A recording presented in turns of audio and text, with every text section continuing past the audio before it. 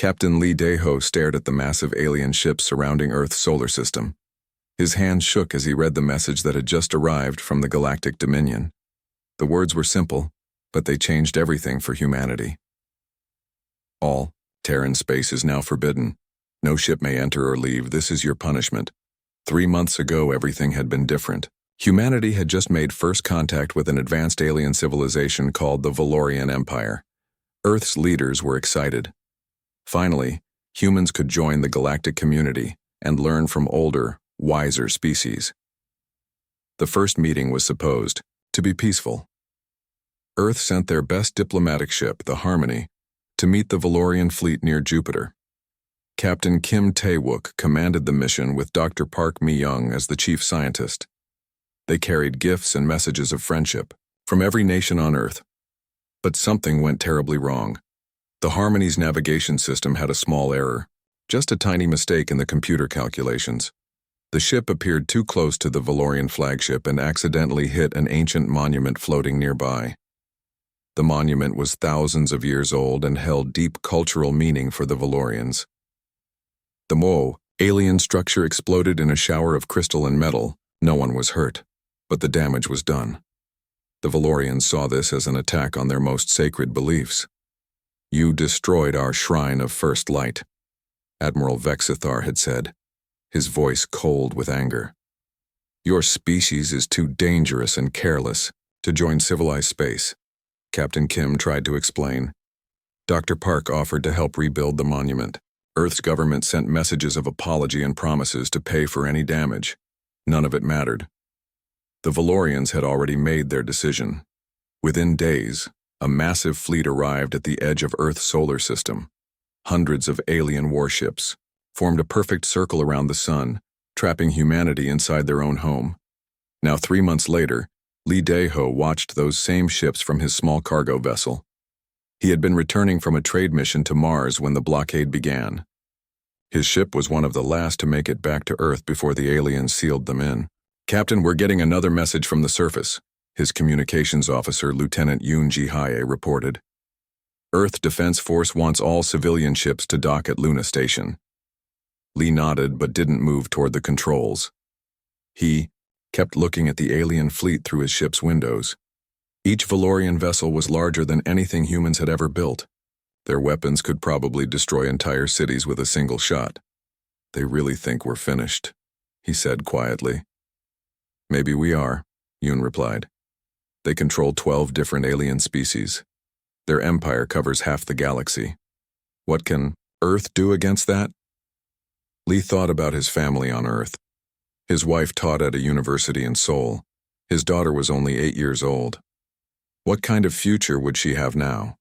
Would she grow up never seeing the stars beyond their solar system? The Valorian message had been clear about their intentions. They expected humanity to either starve without galactic trade or beg for mercy within 10 years. The aliens believed humans were too primitive and dangerous to exist alongside civilized species. "Sir, Admiral Kim is broadcasting from Earth Defense Headquarters," Yoon said. Lee activated the main screen. Admiral Kim Tae-wook appeared, looking older than his 50 years. The failed first contact mission had aged him badly.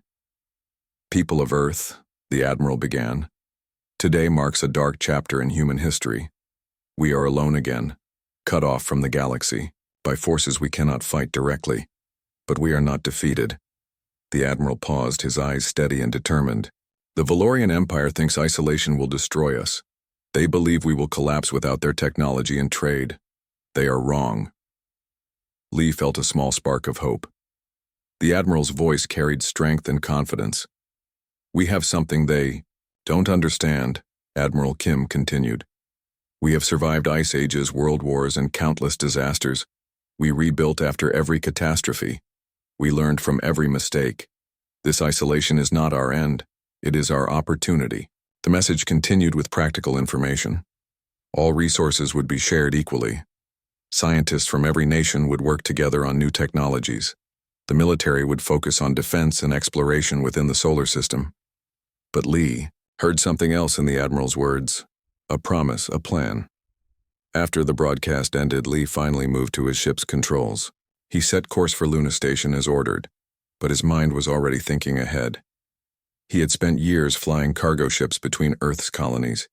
He knew every asteroid, every hidden base, every secret facility in the solar system. If humanity was going to be trapped, they would make the most of their prison. "Sci-Fi, run a scan of our cargo hold," he ordered. "Sir, we're carrying standard supplies. Food, medical equipment, some rare metals from the Mars mines. Look closer. What do we have that might be useful for research? Anything the scientists might need." Yoon's fingers danced across her control panel. After a few minutes, she looked up with surprise. "Captain, we have 3 tons of rare earth elements, the kind used in advanced electronics, and there's some experimental materials from the university labs on Mars." Lee smiled for the first time in months. "Then we're not just delivering supplies, we're delivering the future." As his ship flew toward Luna Station, Lee watched Earth growing larger in the windows. The blue planet looked peaceful and beautiful, but he knew it was changing. Behind that calm surface, 6 billion humans were about to begin the greatest challenge in their species' history. The Valorians had given them the ultimate test: complete isolation from galactic civilization, no trade, no technology sharing, no help from advanced alien species.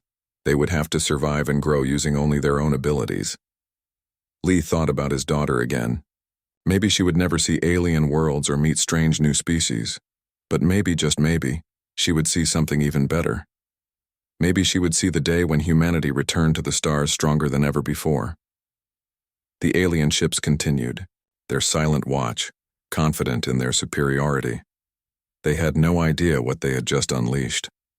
By trying to cage humanity, they had given them the perfect conditions to become something the galaxy had never seen before. Something dangerous. Something unstoppable. Something that would remember this insult for a very long time. 25 years had passed since the Great Blockade began. Commander Yoon Ji-hee, now in her 50s, stood on the bridge of the most advanced warship humanity had ever built. The silent thunder floated in the darkness beyond Pluto, completely invisible to any scanner the Valorians might use. She remembered being a young communications officer on Captain Lee's cargo ship when the aliens first trapped them. Now she commanded the Terran Deep Space Corps, and everything had changed. "Status report," she ordered her crew. "All systems green, Commander," replied her tactical officer, Lieutenant Bae Ye-jin. "The quantum tunnel drive is ready for activation. Stealth field is holding at maximum efficiency." Yoon nodded and looked at the main screen showing the Valorian blockade ships. They were still there after all these years. But something was different. The alien vessels looked old and tired. Many showed signs of poor maintenance. Some had been replaced with smaller, cheaper ships. "They think we're dead," said Engineer Cho Hyun-woo from his station. "Look at them, half asleep running on automatic systems. They stopped paying attention years ago." Cho was right. The Valorians had expected humanity to collapse within a decade. When the first 10 years passed without any distress signals or surrender messages, they assumed Earth had gone silent forever. The blockade had become a formality, maintained more by bureaucratic routine than actual concern. If only they knew what humanity had accomplished in those 25 years. Cut off from galactic civilization, humans had been forced to develop their own solutions to every problem. Without access to alien technology, Earth's brightest minds had to think in completely new ways. Dr. Nam Sora had led the breakthrough in nanotechnology. Her tiny machines could rebuild a damaged spaceship in hours, adapt to any environment, and even repair themselves. The technology was so advanced that it seemed like magic. Engineer Cho had revolutionized space travel with his quantum tunnel drives. Instead of bending space like alien ships did, his engines created temporary holes. In reality itself, ships could appear anywhere instantly without following the normal rules of physics. But the most important development was the consciousness-linked AI systems created by Dr. Lim Hae-won. These computers didn't just follow orders. They could think, learn, and make decisions alongside human crews. The line between human and machine intelligence had blurred until they worked as one mind. "Commander, we're receiving a message from Earth Command," reported Communications Officer Park Sung-min. The face of Admiral Kim Tae-wook appeared on screen. He was much older now, his hair completely gray, but his eyes still burned with determination. Behind him, Yoon could see the massive underground command center built beneath the Pacific Ocean. "Ji-hai, are you ready for the first reconnaissance mission?" the Admiral asked. "Yes, sir. The Silent Thunder is equipped with our most advanced stealth technology. We can slip past their blockade without being detected." "Good. But remember, this is just a look. We need to know what's happening in the galaxy before we make any major decisions. Don't engage unless absolutely necessary." Yoon understood. For 25 years, humanity had been developing weapons and technology in secret. They had built fleets of invisible ships, created weapons that could destroy entire planets, and trained soldiers who were more machine than human. But they still didn't know if it would be enough. "Sir, what about the liberation protocols?" asked Cho. "If we find worlds suffering under Valorian rule?" The Admiral was quiet for a moment. "Use your judgment, but remember, we're not conquerors. We're liberators." After the transmission ended, Yoon turned to her crew. These were the best chosen from millions of volunteers. Each had spent years training with the new technologies. They could operate systems that previous generations of humans couldn't even understand. "All right, people, you know the mission. We're going to take a look at what the Valorians have built while we've been trapped here. Cho, activate the quantum tunnel drive." "Aye, Commander." Destination: the Kepler system, approximately 50 light-years from Earth. The ship seemed to fold in on itself for just a moment. Reality twisted, colors shifted, and then they were somewhere else entirely. The journey that would have taken months with traditional faster-than-light travel had happened in seconds. "Stealth, field at maximum," reported Bay. "We're completely invisible to their sensors."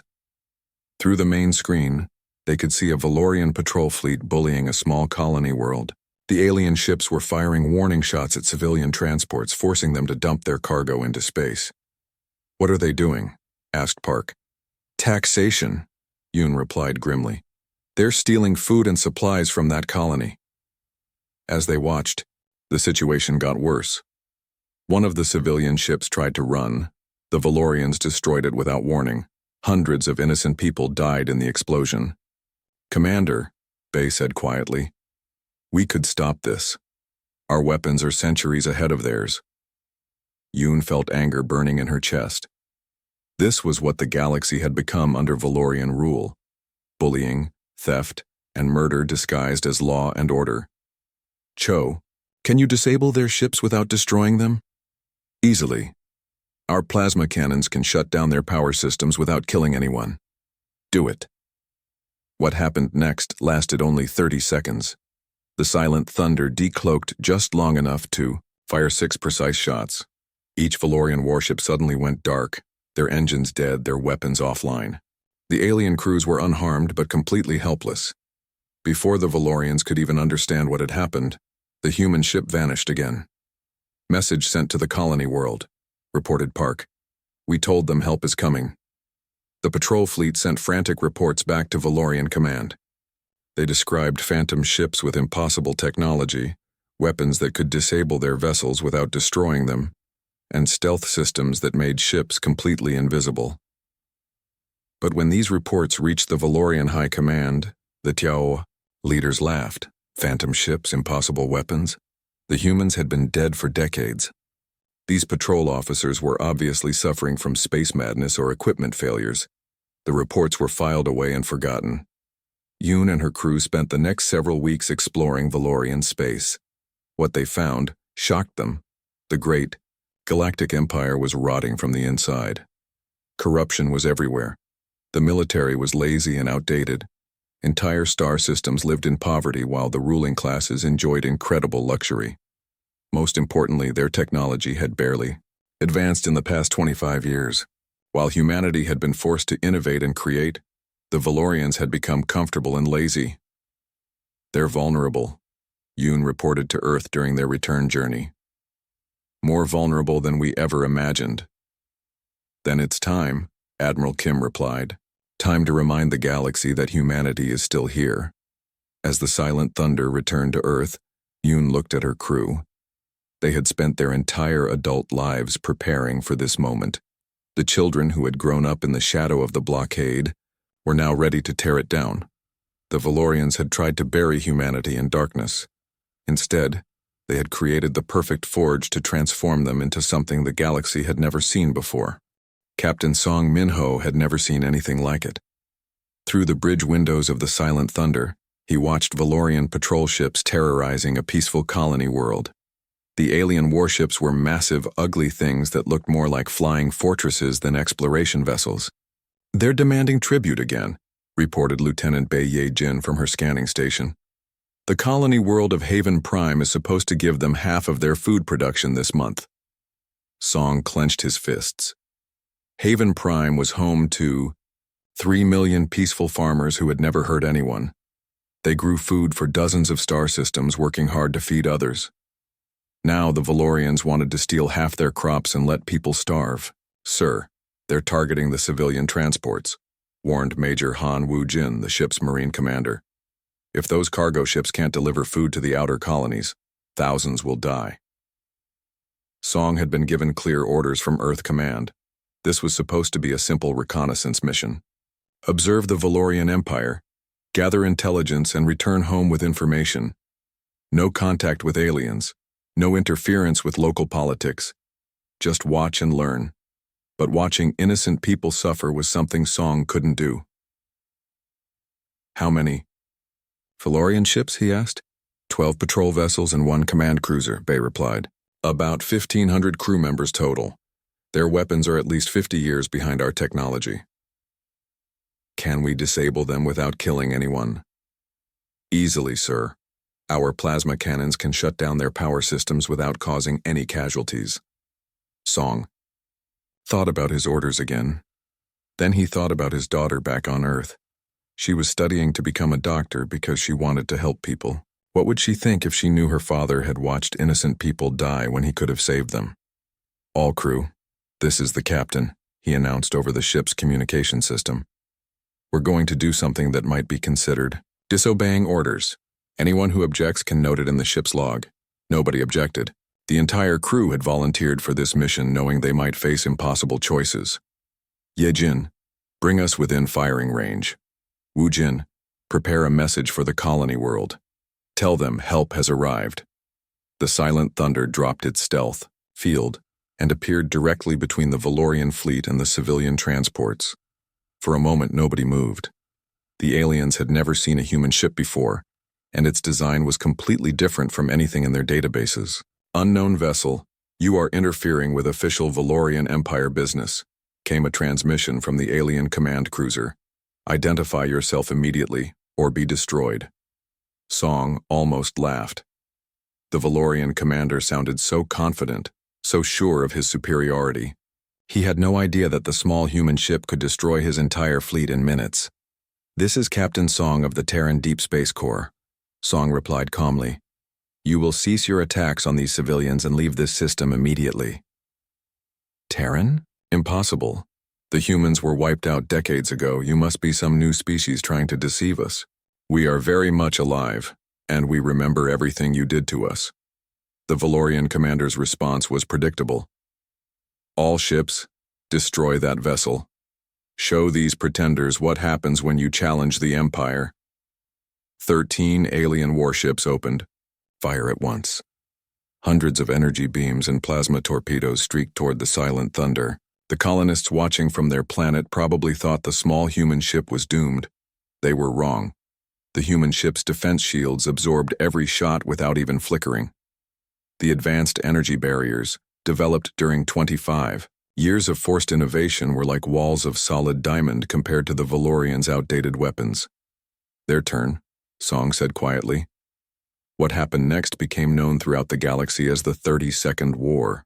The silent thunder fired exactly 13 shots, one for each Valorian vessel. Each shot was perfectly aimed and precisely calibrated. Every alien ship suddenly went dark. Their engines died, their weapons shut down, their life support systems switched to emergency power. The crews were unharmed but completely helpless, floating in space like broken toys. Message from the colony world, reported the communications officer. They're asking if we're angels. Song smiled grimly. Tell them we're just humans, and tell them they're free now. The Silent Thunder spent the next 3 days helping Haven Prime organize their defenses. Song's crew shared basic technology that was still decades ahead of anything the Valorians had. They also left behind a small communications device so the colonists could contact Earth if they needed help. But the most important thing they left was a message, a recorded statement that spread across the galactic communication networks within hours. This is Captain Song Min-ho of the Terran Deep Space Corps, the message began. 25 years ago, the Valorian Empire declared our space forbidden and trapped us behind a blockade. They thought isolation would destroy us. They were wrong. The holographic image of Song appeared calm and confident, standing on the bridge of a ship that looked impossibly advanced. We have spent those years learning, growing, and preparing. We have not forgotten the injustice done to us or the suffering we have witnessed throughout the galaxy. To any world living under Valorian oppression, know this, you are not alone anymore. The message ended with coordinates for a secure communication channel and a simple promise. Call us and we will come. Within hours, the message had reached every corner of the Valorian Empire. On 1,000 different worlds, oppressed peoples watched the recording and felt something they hadn't experienced in decades: hope. The Valorian High Command received emergency reports from across their territory. Phantom human ships appearing from nowhere. Patrol fleets disabled without casualties. Colonies declaring independence with mysterious new technology. Overlord Vexthar, the same alien who had ordered the blockade 25 years earlier, stared at the reports in disbelief. Humans were supposed to be extinct. Their homeworld should have been a dead rock floating in space. Sir, should we send a fleet to investigate the Sol system? Asked his military advisor. No, Vexthar replied slowly. Send 3 fleets. If the humans have somehow survived, we need to crush them before they become a real threat. But as those words left his mouth, Vexthar felt something he hadn't experienced in centuries. Fear. The ships in those combat recordings moved like nothing he had ever seen. Their weapons were impossibly precise. Their technology was completely unknown. What had humanity become during those 25 years of isolation? Meanwhile, the Silent Thunder continued its patrol through Valorian space. Song and his crew had tasted victory, and it felt good. For the first time since the blockade began, humans were no longer victims. They were hunters. Sir, we're receiving multiple distress calls, reported Bay. 17 different star systems are asking for help against Valorian oppression. Song looked at the star charts showing the locations of each call. Some were close, others were weeks away. All of them represented people who needed help that only humanity could provide. Set course for the nearest system, he ordered. It's time to show the galaxy what we learned during our exile. The test was over. Humanity had proven they could not only survive, but thrive. Now came the real work, dismantling an empire that had ruled through fear for too long. The Valorians had created their own worst nightmare. By trying to destroy humanity, they had forged them into the perfect weapon for galactic liberation. Admiral Kang Soo-jin stood in the command center of the massive space station humanity had built at the edge of Valorian space. Through the reinforced windows, she could see hundreds of ships from dozens of different species. Former Valorian, colonies, freed worlds, and rebel groups had all come together under human leadership. Status report, she ordered. 17 star systems have declared independence this month, reported Captain Oh-jun Seok. The Valorian Empire is losing territory, faster than they can respond. Their military is spread too thin trying to maintain control. Soo-jin nodded. It had been 6 months since Captain Song's first intervention at Haven Prime. Since then, human ships had appeared across the galaxy like ghosts, liberating oppressed worlds and disappearing before Valorian reinforcements could arrive. The results were better than anyone had hoped. Species that had suffered under alien rule for centuries were tasting freedom for the first time. And unlike the Valorians, humans offered partnership instead of domination.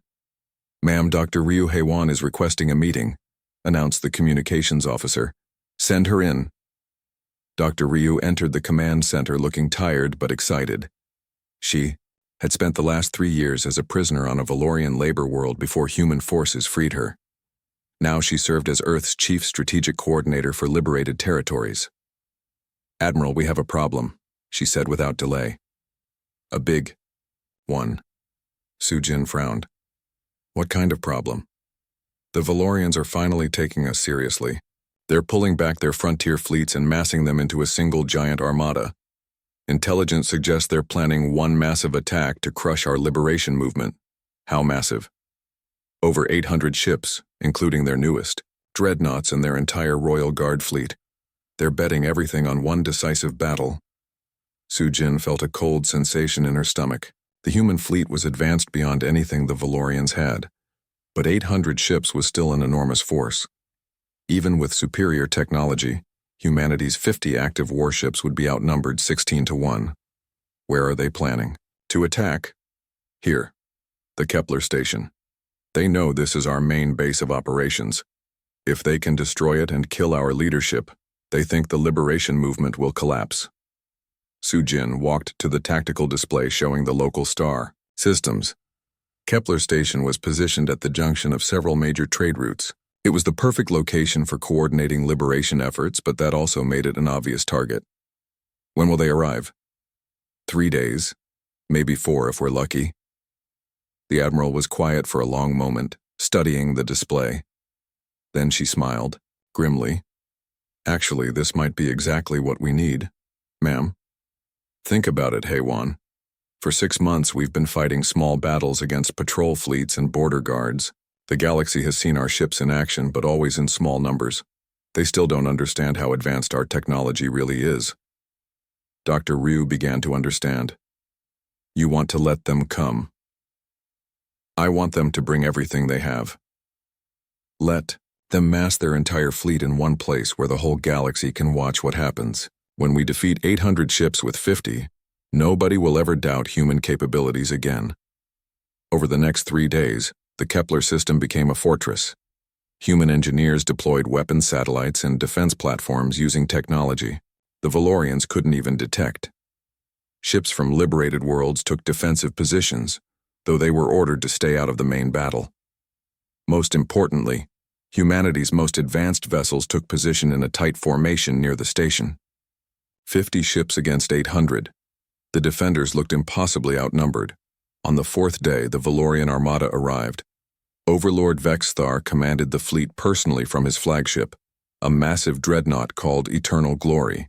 He had spent decades building this armada, and now he would use it to end the human threat forever. "Target the space station," he ordered. "Destroy it and everyone on it." The alien fleet spread out in attack formation, 800 warships, each one larger than anything humanity had built during their isolation. Their combined firepower could turn entire planets into molten rock. "Human ships, this is Overlord Vexthar," came the transmission. "You are outnumbered and outgunned. Surrender now and we will make your deaths quick." Admiral Sujin's response was broadcast across the galaxy. Every species with access to communication networks could hear her words. "This is Admiral Kang Sujin of the Terran Liberation Fleet. 25 years ago you trapped us behind a blockade because you thought we were too dangerous for civilized space. Today you're going to learn how right you were." What happened next became known as the Battle of Kepler Station. Military historians would study it for centuries, trying to understand how 50 ships could completely destroy 800 in just 17 minutes. The Valorian fleet opened fire first. Thousands of energy beams and missile salvos streaked toward the human formation. The display screens throughout the galaxy showed what looked like certain death for the defenders, but the human ships didn't even try to dodge. Their defensive shields absorbed the entire barrage without showing any damage at all. Advanced energy barriers that had been developed during 25 years of forced innovation proved to be absolutely impenetrable. "Impossible," whispered Vexthar. "Nothing can withstand that much firepower." Then the humans fired back.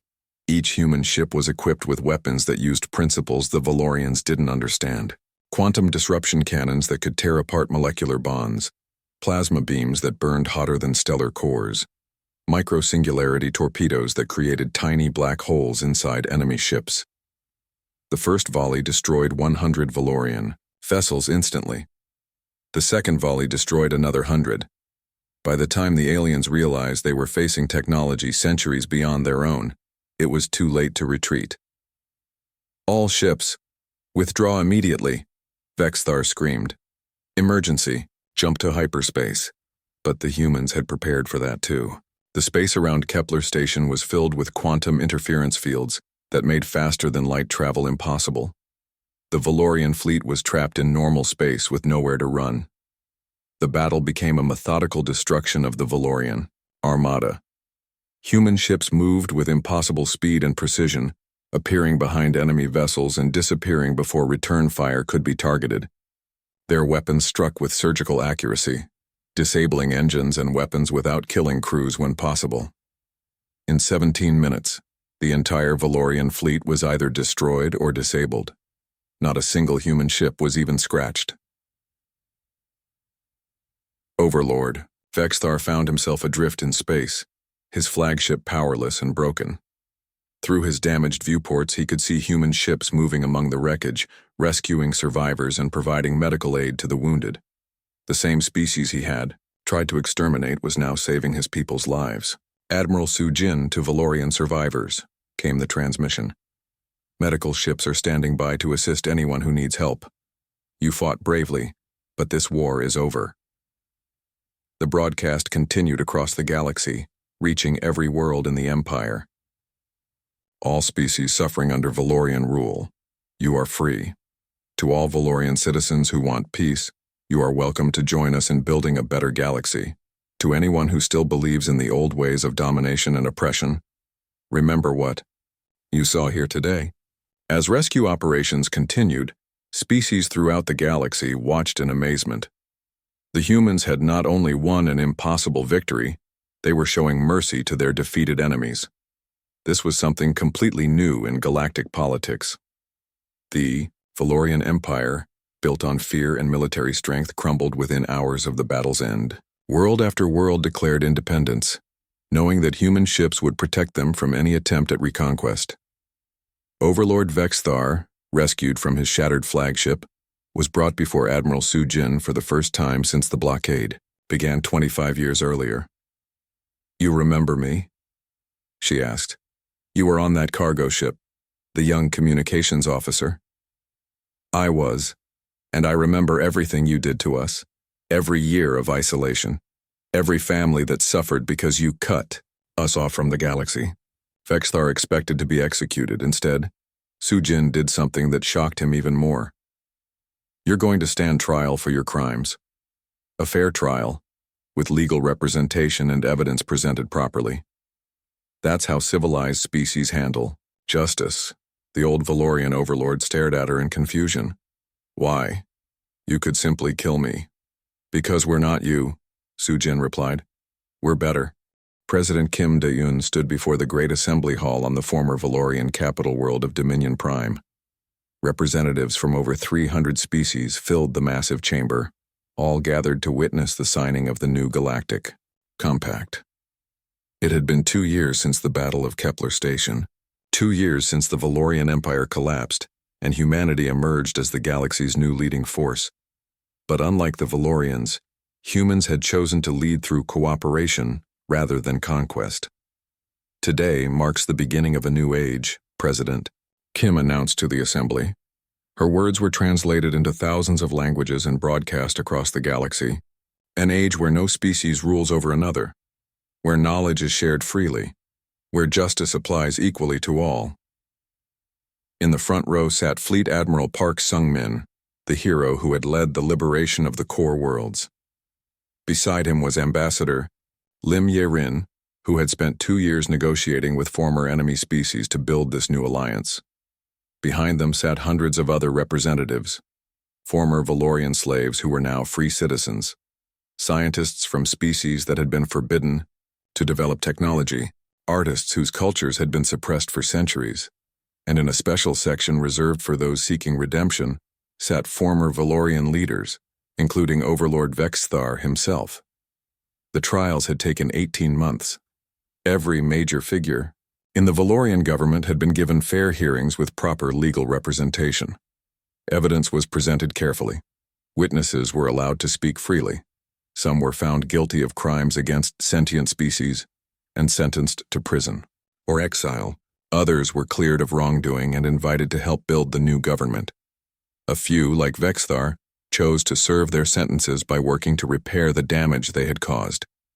The compact we signed today has 3 basic principles, President Kim continued. First, every species has the right to govern itself without interference. Second, knowledge and technology will be shared freely to benefit all. Third, disputes will be settled through law and negotiation, not force. This was revolutionary. For thousands of years, galactic politics had been based on the idea that strong species naturally ruled over weak ones. The Valorians had simply been the latest in a long line of empires built on military conquest. Humanity was proposing something completely different. A voluntary alliance where each species contributed what they could and received help when they needed it. Many of you are wondering why Earth doesn't simply take control, the President acknowledged. Why we don't establish a human empire to replace the Valorian one? The answer is simple. We learned something during our 25 years of isolation. We learned that the greatest strength comes not from ruling others, but from working together. The HFY signing ceremony took 6 hours. Every species wanted their representative to personally endorse the compact. Some gave speeches about their hopes for the future. Others simply signed in grateful silence. When it was over, the galaxy had changed forever. Fleet Admiral Park watched from the balcony as representatives began planning their new cooperative government. "Hard to believe it's really over," he said. To Ambassador Lim, "The fighting is over," she replied. "The real work is just beginning." She was right. Building a galactic civilization based on equality and cooperation was much harder than destroying an empire based on oppression, but humanity was prepared for the challenge. The technologies developed during their forced isolation were being shared freely.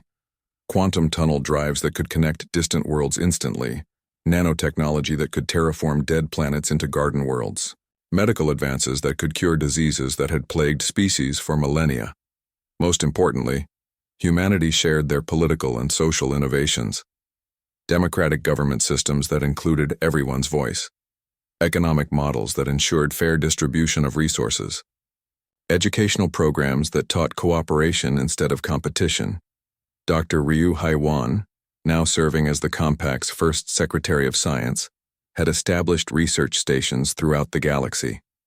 Scientists from dozens of species worked together on projects that would benefit everyone. The isolation that had once been humanity's punishment had become their greatest gift. On Earth itself, children played in parks that had been built on the sites of old military bases. The weapons factories that had worked day and night during the Liberation War were now producing medical equipment and construction materials for rebuilding damaged worlds. In the Gardens of Seoul, where President Kim had grown up during the blockade, years alien children played alongside human children. They spoke a dozen different languages but shared the same laughter. "Mama, why did the bad aliens try to hurt the humans?" asked a young Valorian child whose parents had been refugees from the old empire. Her human foster mother knelt down to answer. They were afraid. They didn't understand that being different doesn't mean being dangerous. They thought the only way to be safe was to hurt others first. But humans are strong. Why didn't they hurt the Valorians back? Because being strong doesn't mean you have to be cruel. Real strength comes from protecting others, not from hurting them. The child nodded seriously, then ran off to play with her friends. Among them were young Valorians, former slave species, and children from worlds that had never known peace until humanity arrived. Overlord Vexthar, now working as a maintenance engineer at a refugee camp, watched the children play. It was part of his sentence, to see and help repair the damage his empire had caused. At first, he had resented the work, a former ruler reduced to fixing water pipes and cleaning facilities. But gradually he had begun to understand. These refugees, people his empire had displaced and oppressed, were building new lives. They were taking the technology and opportunities humanity offered and creating something beautiful. "Strange to see them so happy," said Dr. Park Mi-young, who had volunteered to provide medical care at the camp. Vexthar looked up from the pipe he was repairing. Dr. Park had been on the first human diplomatic mission, the one his people had turned into a disaster. Now she treated former enemies and former victims with equal care. "I don't understand your species," he admitted. "We tried to destroy you. We trapped you for 25 years. We attacked your ships and threatened your worlds. Why do you help us?" Dr. Park smiled sadly. "Because someone has to break the cycle. For thousands of years, each galactic empire conquered the last one and then ruled the same way. Oppression, conquest, revenge, more oppression. We decided to try something different. What if it doesn't work? What if some species refuse to cooperate? Then we'll deal with that when it happens. But we won't become monsters to fight monsters." That evening, President Kim stood on the balcony of her temporary residence on Dominion Prime. Tomorrow she would return to Earth, where a new galactic capital was being built. Not a place for rulers to control subjects, but a meeting place where equals could discuss their shared future. Ambassador Lim joined her on the balcony. "The Andorian Federation just voted to join the compact. That makes 312 member species. And the Valorian refugees? Integration is going well. Most of their younger generation is adapting quickly to the new system. The older ones are struggling more, but they're trying." Kim nodded. It would take generations to fully heal the damage the Empire had caused. But humanity had time now. They had peace. "Ma'am, there's something else. Long-range sensors have detected signals from beyond the galactic rim. There might be other civilizations out there we haven't met yet." President Kim smiled. "Then we'll be ready for them. Not as conquerors or victims, but as friends." She looked up at the stars, where human ships now traveled freely alongside vessels from hundreds of species. The forbidden zone around Earth had become the heart of a new kind of galactic civilization. The Valorians had tried to cage humanity in darkness, thinking isolation would destroy them. Instead, they had created the perfect conditions for humanity to become something the galaxy had never seen before, a species that could transform oppression into opportunity, that could change isolation into innovation, that could turn an empire built on fear into a community built on hope. In the end, the Valorians' greatest punishment had become humanity's greatest gift. And that gift would light the way forward for countless generations to come.